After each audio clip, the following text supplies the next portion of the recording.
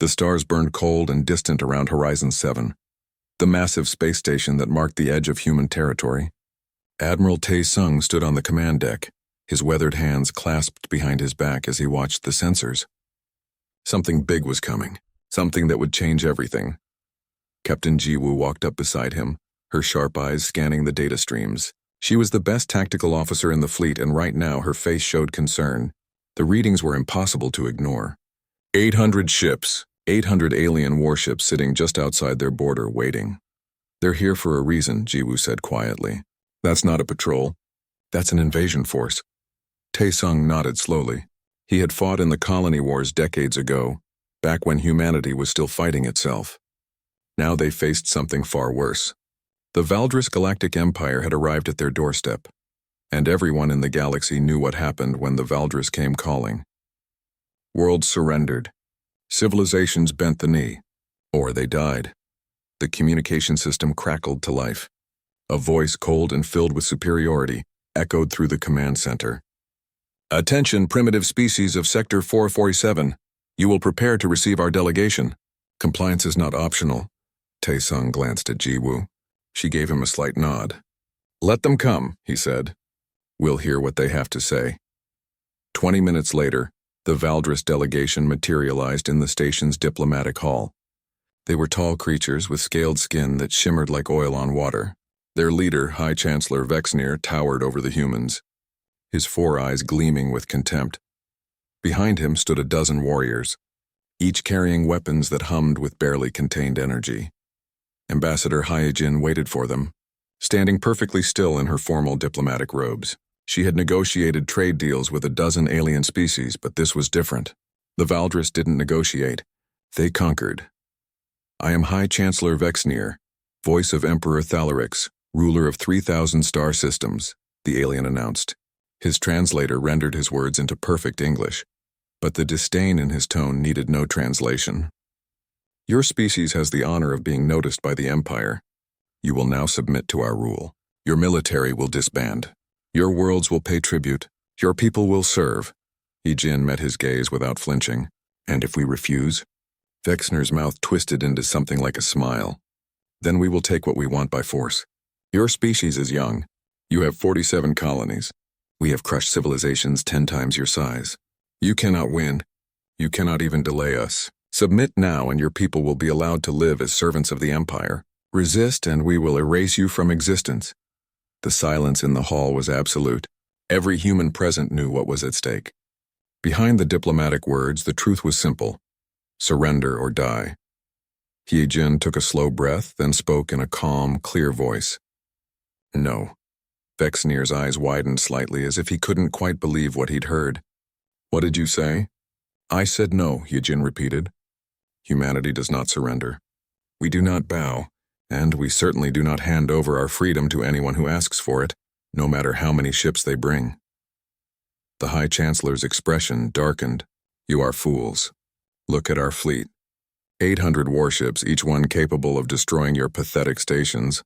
We have conquered 1,000 worlds. What makes you think you can stand against us?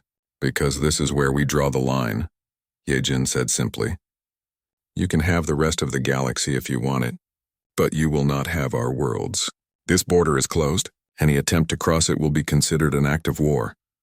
Vexner laughed, a harsh sound that echoed off the metal walls. War? You speak of war as if you have a choice. Very well, you have 72 hours to reconsider.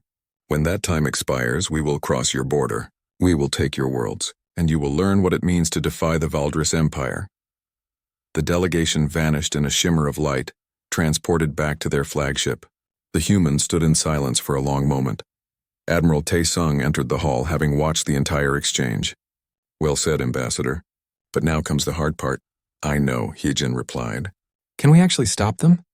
Tae-sung's expression was grim. I don't know, but we're damn well going to try. Across the Terran border, every military installation went to maximum alert. Ships powered up their weapons. Orbital defense platforms came online. Millions of personnel reported to battle stations. The word spread through all 47 colonies. The Valdris Empire was coming, and humanity would not surrender. On the bridge of the flagship TCS Indomitable, Captain Ji-woo coordinated the defensive positions. She had 45 warships under her command, facing 800. The math was brutal, but she had fought impossible odds before. All ships maintain formation Delta 7. Activate sensor jammers. Let's make them work for every inch of space they try to take. In the Terran Command headquarters on Earth, Fleet Admiral Dong-wook reviewed the strategic maps. Every colony, every station, every ship was marked. If the Valdris invaded, millions would die, but surrender meant the end of human independence forever. He keyed the communication system to broadcast across all human space. This is Fleet Admiral Dong-wook to all Terran forces. In 72 hours, we may face the largest threat humanity has ever known. The Valdris Empire believes we will surrender because we are outnumbered. They believe we will bow because they have conquered others before us. They are wrong. We are not like the others. We are human and we do not break. Every man and woman in uniform, every citizen on every world, remember this. We fight not because we want war, but because we will not accept slavery. Hold the line. Protect our worlds. Show them what humanity means. Dong-wook out. The message played on every screen, every radio, every communication device in human space. On colony worlds, people looked up at the stars and wondered if they would survive the coming storm. In military bases, soldiers checked their weapons and prepared for battle. In shipyards, workers rushed to complete every vessel under construction. The 72 hours began to count down. On the Valdris flagship, Emperor Thalarix himself watched the human response with mild interest. He was ancient, having ruled for over 3,000 years. He had seen species rise and fall. This would be no different. They actually believe they can resist, he mused to his advisors. How quaint. High Chancellor Vexner bowed low. My Emperor, we could crush them in days. Yes, Thalarix agreed. But let them have their hope. It will make the victory sweeter. When the deadline expires, cross their border. Show them the price of defiance. The countdown continued. 72 hours to the moment that would determine whether humanity survived as a free species, or became another footnote in the Valdris Empire's long history of conquest. Admiral Tae-sung watched the enemy fleet on his displays, knowing that battle was inevitable now. He had sent one final message to the Valdris, short and direct. This border is closed. Any crossing will be considered an act of war. Now they would see if humanity's defiance was courage or suicide. The timer reached zero at exactly 0600 hours, station time. Admiral Tae-sung hadn't slept in 3 days. None of them had. They stood on the command deck of Horizon 7, watching the sensors as the deadline expired. For a moment, nothing happened. Then the Valdris fleet began to move. 200 warships broke formation and accelerated toward the border. They were heading for the Kepler-7 system, a small mining colony with 50,000 human civilians. The message was clear. The Valdris would take what they wanted and humanity could watch it happen. Signal all defensive positions, Tae-sung ordered. Execute Sleeping Dragon. Captain Ji-woo smiled grimly. Sleeping Dragon was their secret. For months, they had been placing orbital defense platforms throughout the border systems, all of them hidden under advanced cloaking technology. The Valdris thought they were invading empty space. They were wrong. The enemy fleet crossed into Kepler-7, their ships spreading out in a standard invasion pattern. High Chancellor Vexner stood on his command ship, watching the displays with satisfaction. No resistance. No defense. Just as he expected from these primitive humans. Then space itself seemed to explode around them. Hundreds of defense platforms decloaked simultaneously, their weapons already firing. Railguns hurled tungsten slugs at a fraction of light speed. Plasma torpedoes streaked through the void. Kinetic missiles tracked targets with perfect precision. The Valdris Vanguard flew straight into a killing field. Ships exploded. Shields failed. The carefully organized fleet formation shattered into chaos. Vexner gripped his command throne as his flagship rocked from multiple impacts. Impossible! How did they hide so many weapons? On the Indomitable, Ji-woo watched the battle displays with cold satisfaction. All ships, attack pattern Omega. Let's finish this. 45 Terran warships dropped out of stealth and hit the Valdris fleet from behind. They were outnumbered 4-1, but they had surprise, they had position, and they had weapons the Valdris had never encountered before. The Terran ships moved like sharks, fast and lethal. Their railguns punched through Valdris shields as if they weren't there. Their missiles split into dozens of smaller warheads, overwhelming enemy defenses. Every shot was calculated, every maneuver precise. Lieutenant Yuna flew her experimental stealth fighter through the chaos, her hands dancing across the controls. She had trained for this moment her entire life. Behind her flew 6 more fighters, all of them invisible to enemy sensors. They wove through the battle, targeting the biggest ship they could find. "That's their command carrier," her squadron leader said over the comm. "Take it down." Yuna didn't hesitate. She locked onto the massive vessel and fired every weapon she had. Her fighters' experimental torpedoes slammed into the carrier's command section. The explosion lit up space like a new sun. Without their command ship, the Valdris fleet fell into confusion. Ships collided with each other. Orders went unheard. The disciplined invasion force became a panicked mob. But the Valdris were not defeated yet. They had numbers and they had centuries of combat experience. General Cross, commanding the ground forces, made a quick decision. "All transports head for the moon. Establish a beachhead. We can still salvage this." Dozens of troop carriers broke away from the main battle and raced toward Kepler-7's largest moon. They landed in a crater valley and began unloading thousands of soldiers. Cross led his troops personally, expecting to fight poorly equipped colonial militia. Instead, they found automated defense turrets rising from the lunar surface, machine gun nests that appeared from hidden bunkers, minefields that activated the moment Valdris boots touched the ground. Every crater, every valley, every approach was a trap. "These humans are insane," Cross growled as his soldiers took cover. "They've fortified everything." Commander Seong-ho watched the ground battle from orbit, his face emotionless. He had spent years designing these defenses, turning every border colony into a fortress. "Let them waste their strength on empty ground," he said quietly. "Every soldier they lose here is one less we face later." The space battle raged for 6 hours. Both sides took heavy losses. Terran ships fought with desperate courage, but the Valdris had the numbers. Slowly, inevitably, the human forces began to fall back. Then reinforcements arrived. 20 more Terran warships dropped out of faster-than-light travel, their weapons already firing. They had been waiting in a nearby system, hidden and ready. Admiral Tae-sung had planned for this moment, knowing that the first battle would only be the beginning. The fresh ships hit the exhausted Valdris fleet like a hammer. Enemy vessels that had survived the initial ambush now found themselves fighting on 2 fronts, low on ammunition and power. The tide of battle shifted. High Chancellor Vexenir watched his perfect invasion collapse into a nightmare. Half his ships were destroyed or disabled. His ground forces were pinned on the moon. The humans, who should have been easy prey, were fighting like cornered wolves. "Retreat," he finally ordered, the word like poison in his mouth. "Pull back to the border. We need reinforcements." The surviving Valdris ships disengaged and fled, leaving hundreds of their soldiers stranded on the moon. As they crossed back over the border, they carried with them a truth that shook the Empire to its core. Humanity could fight. On the Indomitable, Captain Jiwoo surveyed the damage. They had lost 12 ships and thousands of personnel, but they had stopped the invasion. Kepler-7 was still theirs. Admiral Tae-sung's face appeared on her display. "Good work, Captain. But this is just the beginning. They'll be back with more ships." "Let them come," Jiwoo replied. "We'll be ready." News of the battle spread through human space like wildfire. The civilians who had been terrified just hours before now felt something different. Hope. The mighty Valdris Empire had been bloodied. Humanity had proven it could stand and fight. On the Valdris flagship, Emperor Thalorix received the report with cold fury. For the first time in 1,000 years, his forces had been defeated in open battle.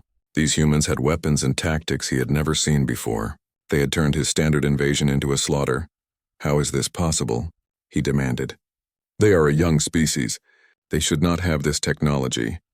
Lord Archon Vel, his intelligence chief, bowed low. "My Emperor, we underestimated them. They have been preparing for this. Every colony is fortified. Every system is trapped. They knew we were coming and planned accordingly." "Then we will adapt," Thalorix said coldly. "Send for the Grand Fleet, all of it. I want every ship we have brought to this border. If humanity wants war, we will give them war. We will show them what it means to defy the Empire." Vexenir stepped forward. "My Emperor, with respect, perhaps we should negotiate. They are stronger than we thought." "Negotiate?" Thalorix's voice was ice. "We do not negotiate with prey. We will crush them no matter the cost. The Empire has never retreated, and we will not start now." The order went out across 3,000 star systems. The full might of the Valdris Empire began to mobilize. Thousands of ships, millions of soldiers, weapons that could crack planets. All of it moving toward one goal: breaking humanity's defiance. In the wreckage of the Kepler-7 battle, salvage crews worked to recover their dead and repair damaged ships. Lieutenant Yuna helped pull survivors from a crippled destroyer, her hands shaking from exhaustion and adrenaline. "We did it," one young pilot said, his voice full of wonder. "We actually stopped them." Yuna looked up at the stars where she knew more enemy fleets were gathering. "We stopped the first wave," she corrected. "The real fight hasn't started yet." 3 weeks had passed since the Battle of Kepler-7. The war had spread across a dozen star systems, with both sides taking heavy casualties. The Valdris kept sending more ships wave after wave, but humanity held the line. Barely. Ensign Min-Su sat at his communication station on Horizon 7, monitoring enemy transmissions as he had for weeks. Most of it was coded military traffic, impossible to decode. But Min-Su was patient and he was very good at finding patterns. Today he found something that made his blood run cold. "Sir," he called to Admiral Tae-sung, "I've got something." The Valdris ships are all broadcasting on synchronized quantum frequencies. Every ship, every drone, every weapon platform, all linked to the same network. Tae-sung frowned. "What does that mean?" "It means they're not independent," Min-Su explained, his fingers flying across his console. "They're all connected to central command nodes. If we could disrupt those nodes," the Admiral's eyes widened, "we could cripple their entire fleet." The information was sent immediately to Dr. Bora at the Terran Research Division. She was a brilliant scientist, known for being slightly eccentric and completely obsessed with her work. When she saw Min-Su's data, she didn't sleep for 3 days. "This is it," she muttered to herself, surrounded by holographic displays of Valdris technology. "This is their weakness." She pulled up the data from captured enemy ships. The Valdris had been using the same basic technology for thousands of years. Their quantum network system was ancient, powerful, but completely unprepared for modern electronic warfare. They had conquered so many primitive species that they never bothered to update their defenses. Dr. Bora created a virus, a cascade program that would spread through the quantum network like a disease. Once introduced into the system, it would jump from ship to ship, disrupting their coordination and command structure. But getting it into their network would require someone to physically access a Valdris communication hub deep in enemy territory. Commander Seong-ho volunteered immediately. He was the best special operations officer humanity had, cold and efficient, the perfect man for an impossible mission. He selected 6 operatives, all veterans of Black Ops missions during the colony wars. "We go in fast, we go in quiet," Seong-ho briefed his team. "The target is a communication nexus station in the Arcturus sector. Heavy guard, multiple defense systems. We plant the virus and get out, simple." One of his team members laughed nervously. "When you say simple, boss, you really mean suicide mission." "Same thing," Seong-ho replied without emotion. "We leave in 1 hour." While the special operations team prepared, Admiral Tae-sung planned a massive diversion. He would engage the main Valdris fleet in a direct battle, drawing their attention away from the Nexus station. It was a dangerous gamble. His forces were already stretched thin, and a major engagement could cripple them. Captain Jiwoo coordinated the civilian evacuation efforts on the border colonies. Millions of people needed to be moved to safer systems, just in case the plan failed. She worked around the clock managing logistics that would have overwhelmed most commanders. "How many ships do we have for evacuation?" she asked her logistics officer. "Not enough," came the grim reply. "If we lose this battle, we won't be able to save everyone." Jiwoo's jaw tightened. "Then we don't lose." Seong-ho's team inserted into Valdris space using a captured enemy transport. They flew directly into the heart of the Empire, passing multiple security checkpoints with false identification codes that Dr. Bora had created.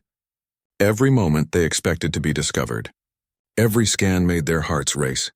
But the codes held.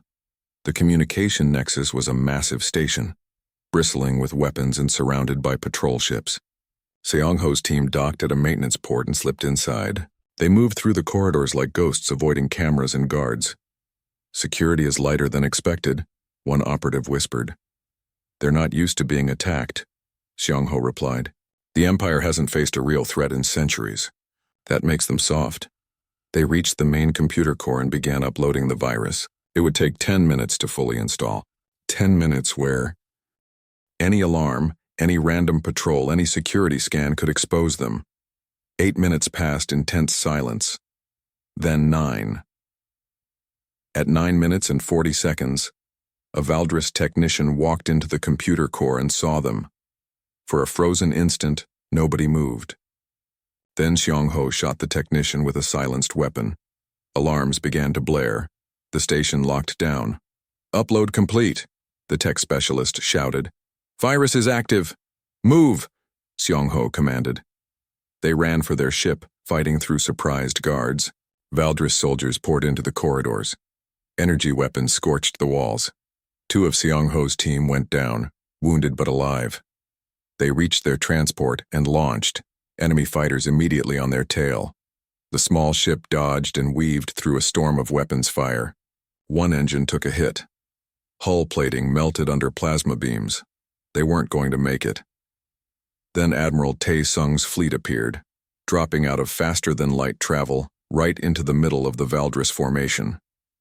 Every Terran ship opened fire at once. The diversionary battle had begun. Lord Archon Vel, the Valdris intelligence chief, watched from his command ship as chaos erupted.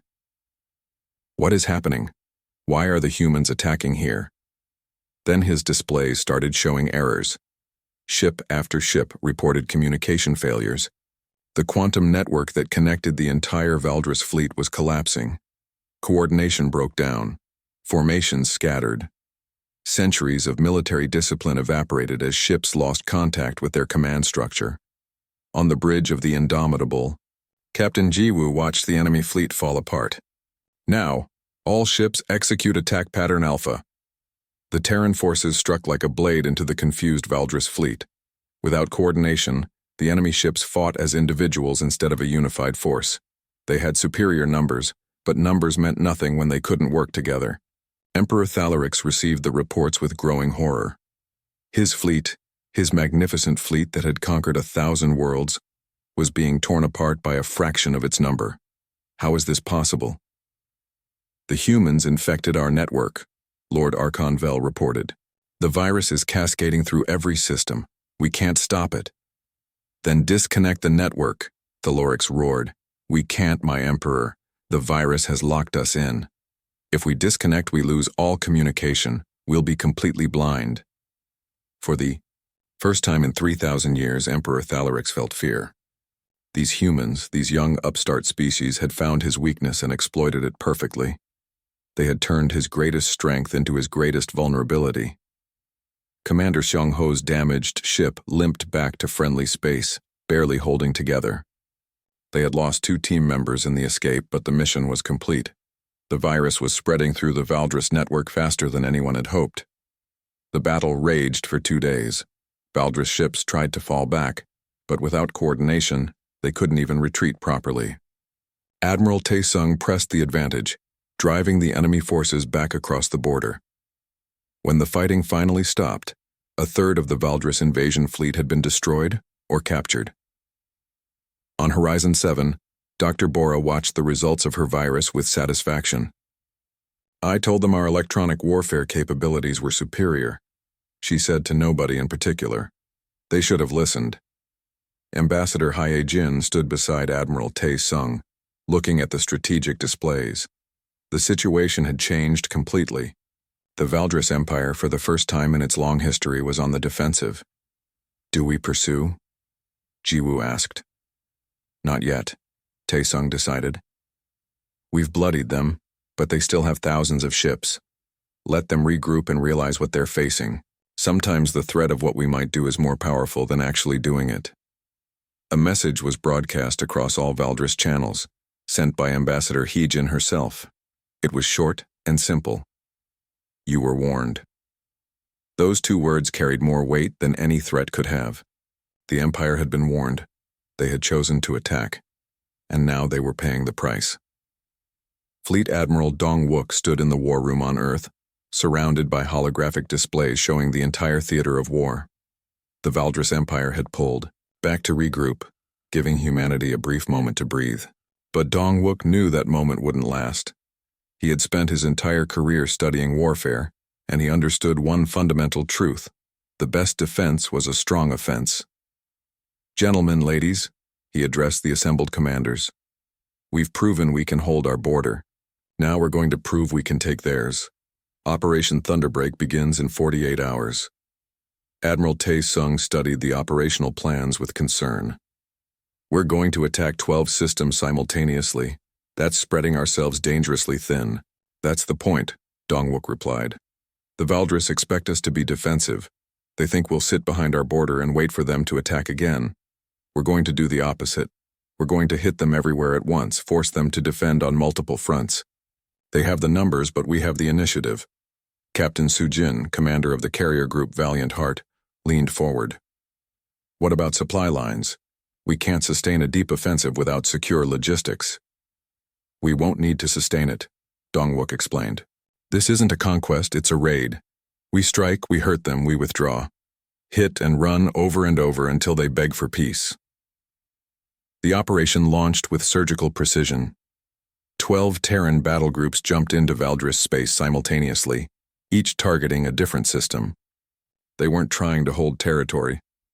They were targeting infrastructure, supply depots, communication hubs, anything that would cripple the Empire's ability to wage war. Captain Soo-jin led her carrier group into the Deneb system, where the Valdris maintained a massive supply station. Her fighters launched in perfect formation, streaking toward the station like a swarm of angry hornets.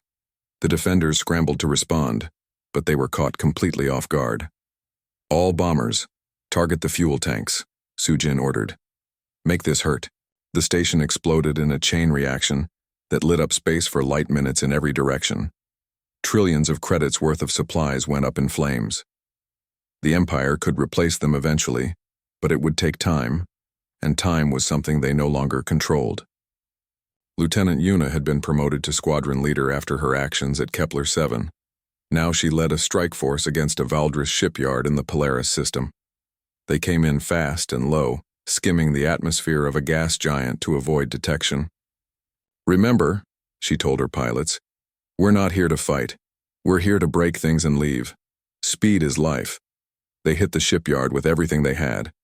Missiles turned half-built warships into scrap metal. Railgun fire tore through construction docks. In 10 minutes, they destroyed 6 months of production work and vanished back into the void. The Valdris military structure, already damaged by the quantum virus, struggled to respond to attacks coming from every direction. Commanders who had spent centuries conquering weaker species now found themselves fighting a war on multiple fronts against an enemy who refused to play by the rules. General Cross, still commanding ground forces despite his failure at Kepler 7, found himself defending a mining world from Terran raiders. His troops outnumbered the attackers 5-1, but that didn't seem to matter. The humans struck the mining facilities and disappeared before reinforcements could arrive. "They're not fighting like soldiers," he complained to his staff. "They're fighting like pirates." "Then perhaps we should stop thinking like soldiers," suggested one of his officers. "We need to adapt." But adapting was exactly what the Valdris Empire couldn't do. They had been using the same tactics for millennia. Change was slow, bureaucracy was entrenched. By the time orders filtered down from the highest levels, the situation had already changed. Commander Seong-ho ran the most dangerous missions. While the main fleets drew attention, his special operations team struck at high-value targets deep in enemy territory. They sabotaged communication arrays, they destroyed fuel refineries, they even managed to plant bombs in a military academy, destroying the next generation of Valdris officers before they could graduate. "You're creating terror," Admiral Tae-sung told him during a briefing. "Good," Seong-ho replied without emotion. "Fear is a weapon. Let them be afraid." Not everyone in the Valdris Empire supported the war. Princess Lyrith, daughter of Emperor Thalorix, watched her father's empire crumbling with growing despair. She had studied the humans extensively and reached a conclusion her father refused to accept. They couldn't win this war. Against all protocol, she made contact with Ambassador Hee-jin through secret channels. The message was simple. We must talk. He-Jin brought the message to Admiral Tae-sung. It could be a trap. Or it could be a chance to end this without more bloodshed, Tae-sung replied. Set up a meeting, somewhere neutral. We'll hear what she has to say. They met on a small trading station in neutral space, both arriving with heavy escorts. Princess Lyrith was younger than He-Jin expected, her scaled features showing genuine emotion rather than the cold arrogance typical of Valdris nobility. My father will not surrender, Lyrith said without preamble. His pride will not allow it. But his pride is going to destroy the Empire. You must understand, we have ruled for 3,000 years, we have never lost. He cannot accept that you are different from all the others. Then what do you propose? He-Jin asked. Time. Give us time to change leadership. There are others in the royal court who understand that this war is suicide. Help us convince them. He-Jin considered this carefully. And what happens to us in the meantime? How many more humans have to die while you sort out your politics? Lyrith had no answer to that. High Chancellor Vexnir learned of the princess's secret meeting and saw an opportunity. He had been humiliated by the humans, his reputation in tatters. If he could expose the princess as a traitor and eliminate her, he could regain his position and perhaps even challenge the emperor himself. He gathered his most loyal followers and planned a coup. They would strike during the next military council, killing both the emperor and his weak daughter. A new, stronger empire would rise, one that would crush the humans no matter the cost. But Lord Archon Vel, the intelligence chief, learned of the plot. He had served Emperor Thalarix for centuries and would not allow treachery. He brought evidence of the conspiracy to Princess Lyrith. Vexnir plans to kill your father, he told her. He has 40 officers supporting him. They will strike in 3 days. Lyrith realized she had to act. She contacted Admiral Tae-sung directly. I need a favor. My father is in danger from within our own military. If he dies, the hardliners will take over and this war will never end. Help me stop the coup and I promise you peace negotiations will begin. It was an incredible risk. Helping the Valdris Emperor survive an assassination attempt meant taking sides in internal empire politics. But Tae-sung understood strategy. A civil war in the Valdris Empire would be far more advantageous to humanity than continued fighting. Commander Seong-ho and his team infiltrated the Valdris capital world, something that should have been impossible. They used intelligence provided by Princess Lyrith to navigate security and reach the council chambers before Vexnir's forces could strike. The coup attempt turned into a bloodbath. Vexnir's followers opened fire on the council, but Seong-ho's team was already in position. In the chaos, they managed to protect Emperor Thalarix long enough for loyal forces to arrive. Vexnir himself fought like a cornered beast, but Princess Lyrith personally executed him with a ceremonial blade. For treason against the Empire, she declared. Emperor Thalarix stood among the bodies of his would-be assassins, seeing human soldiers who had saved his life. The irony was not lost on him. Why? He asked Commander Seong-ho. Because we don't want to destroy you, Seong-ho replied. We just want you to leave us alone. The Emperor looked at his daughter, then at the human commander, and something in his ancient eyes changed. Pride was one thing, survival was another. The Terran fleet stood at the edge of the Valdris core systems, their weapons powered but not firing. Fleet Admiral Dong-wook could have given the order to attack. He could have pushed deeper into enemy territory, destroying more stations, crippling more fleets. The momentum was entirely on humanity's side, but he had not become Fleet Admiral by making emotional decisions. All ships hold position, he ordered. We wait. Captain Jiwoo looked at him questioningly. Sir, we have them on the defensive. Why stop now? Because war is not about revenge, Dong-wook replied quietly. It's about achieving objectives. Our objective was never to destroy the Valdris Empire. It was to make them respect our borders. I think we've made our point. The message came 3 hours later. Emperor Thalarix himself requested a meeting. Not through intermediaries, not through ambassadors, but face-to-face with the human commanders.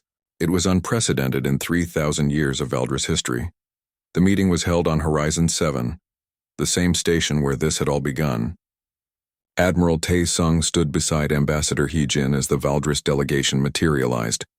Emperor Thalarix looked older somehow, as if the war had aged him in ways that millennia of rule had not. You could destroy us, the Emperor said without preamble. "I know this now. Your weapons, your tactics, your determination, all of it is beyond what we anticipated. We underestimated you because we have spent so long conquering species who could not fight back. We forgot what it means to face an equal." "We're not your equals," Taesung corrected. "We're your superiors. But we don't want your empire. We just want you to leave us alone."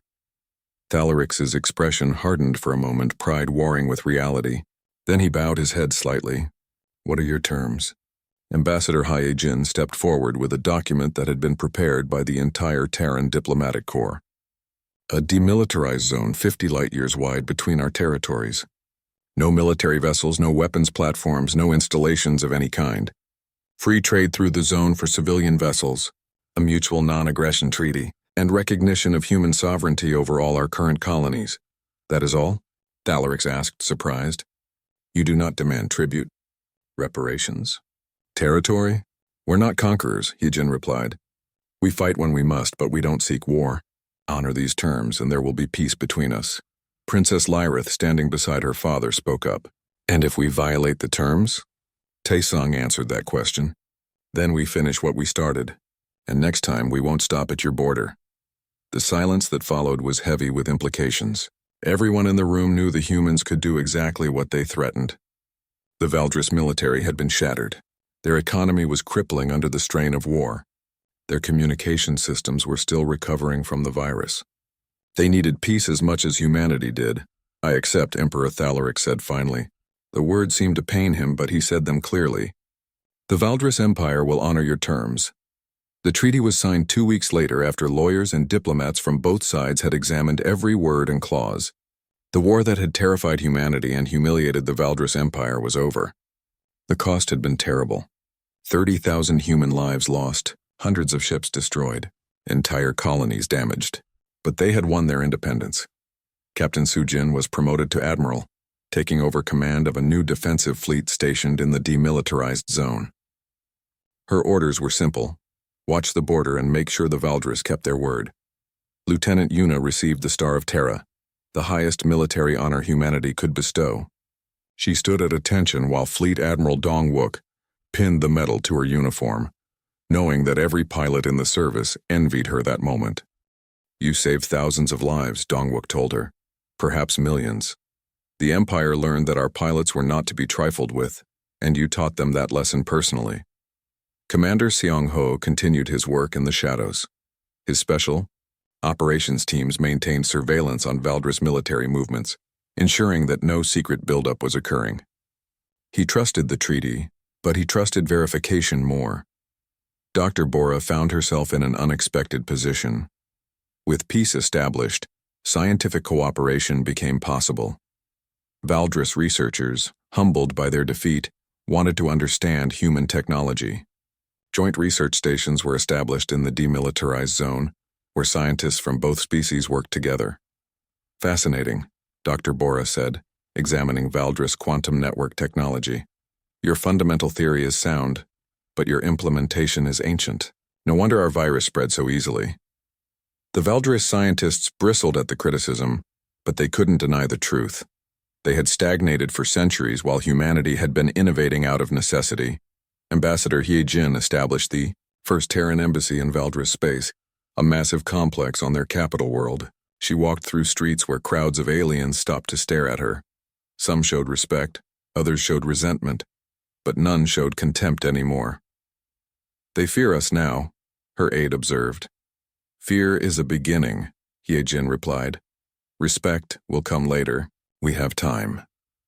Princess Laerith became High Chancellor after Vexnir's execution, a position she used to reform the Valdris military.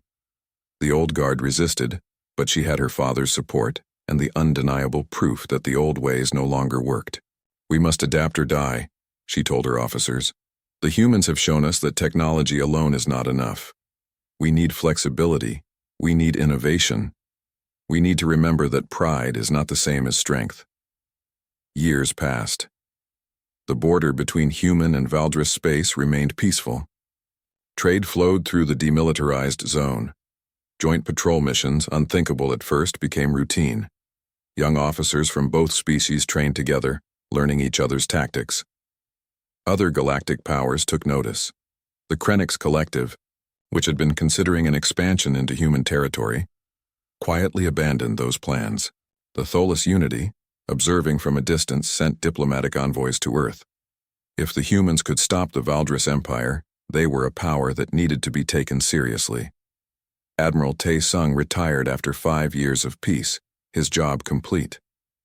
He spent his final days on a colony world, looking up at stars that were no longer threatening. Captain Jiwoo took over as commander of the border fleet, maintaining the watch. Fleet Admiral Dong Wook addressed a graduating class of naval officers 10 years after the war. You are entering a service that has proven itself against the greatest military power in the galaxy.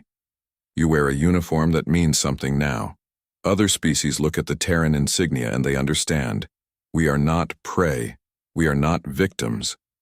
We are free people who will fight to remain free. Remember that.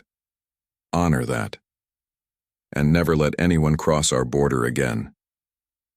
Emperor Thalarix, in a private conversation with Ambassador Hyejin, made a confession. I have ruled for 3,000 years.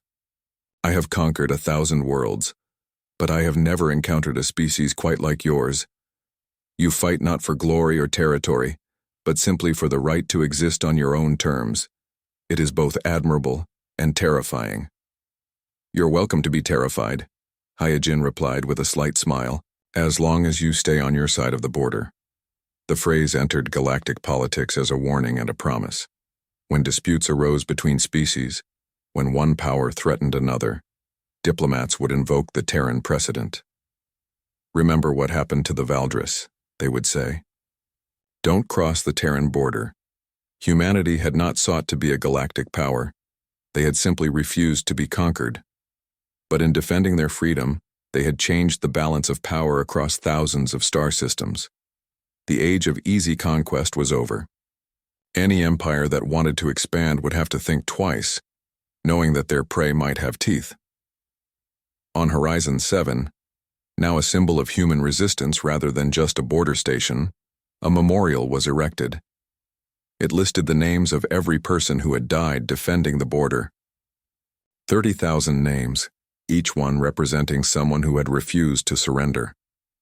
At the base of the memorial, a simple inscription read, "This far and no further." Those words, spoken by Ambassador Hyejin in a moment of defiance, had become humanity's declaration to the galaxy.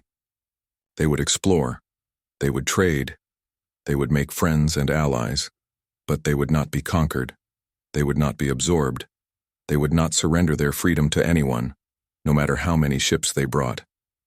The border stood, and behind it humanity continued to grow, to innovate, to thrive. They had proven themselves in fire and blood. They had earned their place among the stars not through conquest, but through an unbreakable will to remain free. And across the galaxy, every species that had ever considered humanity weak or primitive learned a new truth. Humans were neither. They were dangerous when cornered, brilliant when challenged, and absolutely unyielding when their freedom was at stake. The Valdris Empire had learned that lesson at tremendous cost. Others would be wise to remember it.